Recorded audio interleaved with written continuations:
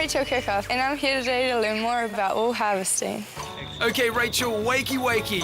Before dawn, we need a hearty breakfast for a hearty day's work with McIntosh shearing. Good morning, Rachel. Nice to see you so early. Come and get some coffee, mate. Wool harvesting is the shearing of sheep and the sorting and baling of wool for sale. With the rest of the crew, it's off to Paparata Station as the sun comes up in the heart of King Country. With over 10,000 sheep, just the place for Rachel to learn from one of the best. Like Dean Tahuia, Tektra Regional Training Manager, who's been in and around shearing for over 45 years. By the time I was 12, I was big enough to actually pull the sheep out and shear one. Before There are 3,500 shearers and wool handlers in New Zealand, which seems like a lot until you know there are 33.1 million sheep. But can Rachel shear her first one? To get started, she'll need the shearer's bare essential tools. Well, over here, Rachel, well, to start with, we have the moccasins. What are they for? Well, they're the closest thing to bare feet that you can get. And you'll find that when you're shearing, you're actually rolling from side to side on your feet and on the balls and on the toes. And that gives you good grounding on the floor. Are they good for dancing? Dancing around the sheep. Your handpiece, it's about $750 worth, so treat it like you would your fingers, okay? Don't go dropping it. You can't take it home and give your brother a haircut with it. She's tooled up and ready to shear, but can't be sheepish because after some handling tips from Dean, she needs to catch her own sheep. Ow, ow. Turn its head.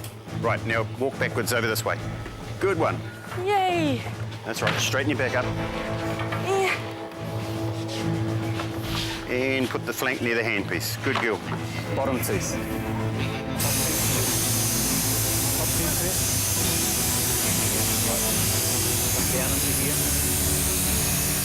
Well, I suppose the process of the shearing first is to have the sheep comfortable. You're not actually holding it, you're just supporting it. Then basically all you're doing is swinging your hand, trying to do a good job, no harm to the animal and no harm to yourself. So hold it over here.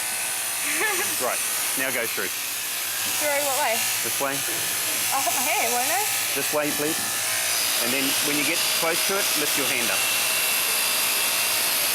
Sweet, just like mowing a lawn. What? And look what you did with that lawn. Removing wool from the sheep is also important for meat production and the general health and welfare of the animal.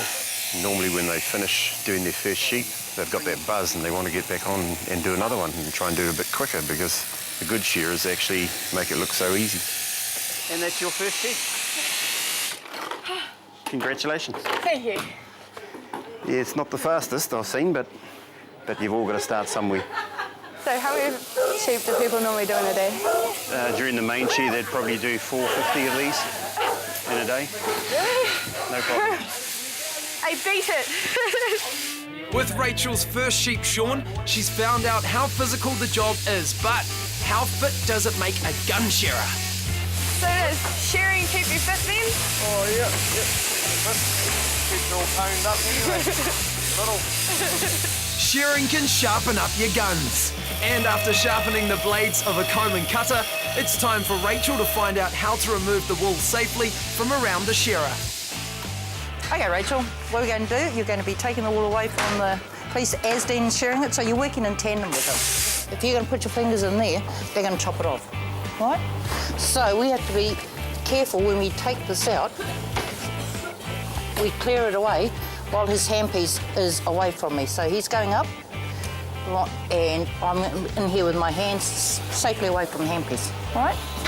Good girl. Away you go. Now? Yep. His handpiece is going up there. Okay. Because he's not going to wait for you. So bend down, you have to bend. Good girl. The wool is immediately sorted into differing qualities. You see the difference between this good body wool and that discoloured wool? See that? So that comes out, the less processing that they do when they take the raw materials away, the more the farmer's going to get back in dollar terms, okay? So what are the different types of wool used for? Most of it goes into carpets, bedding, socks, upholstery. In fact, sheep and wool have been woven into the fabric of human civilization for more than 10,000 years. Throughout history, we've made clothing, carpets and furnishings, and even the odd sheep rodeo. But not all wools are created equal.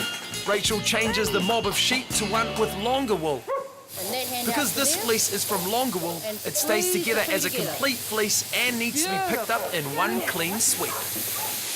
And up and out. Beautiful.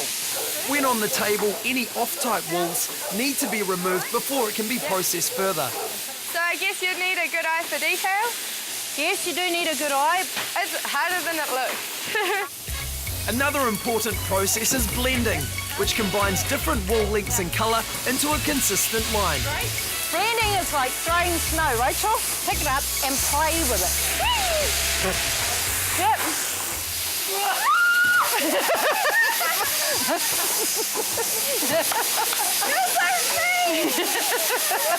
When this wolf in sheep's clothing isn't scaring young ladies, he's doing a modern apprenticeship and travelling around the country with McIntosh shearing. So what's your favourite part about the job?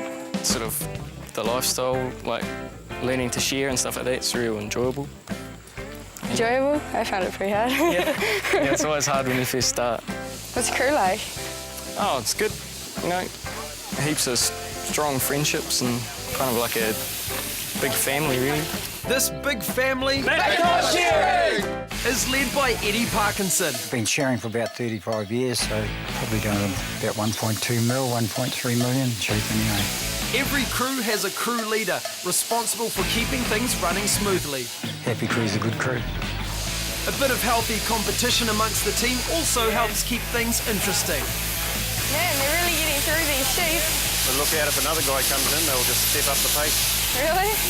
Why do they step up the pace? It's quite competitive, and each one of these guys has that little bit of a gunslinger thing about them.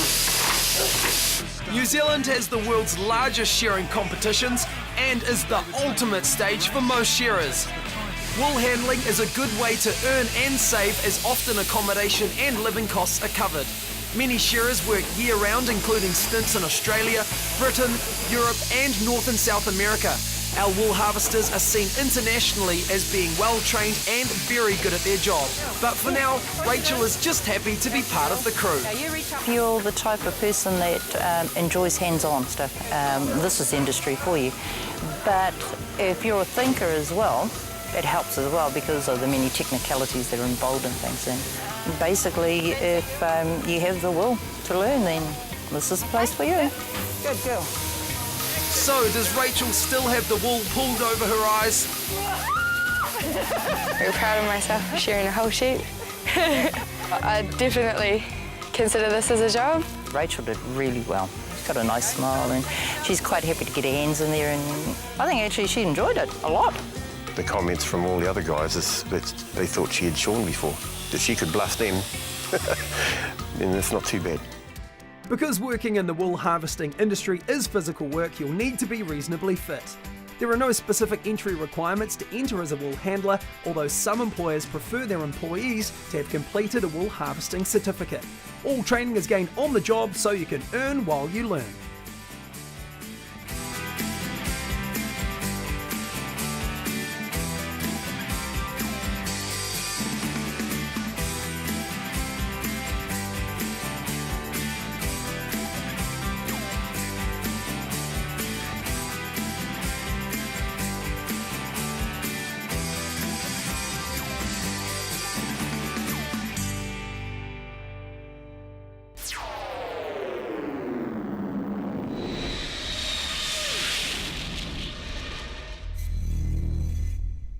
Supporting local content so you can see more of New Zealand on air.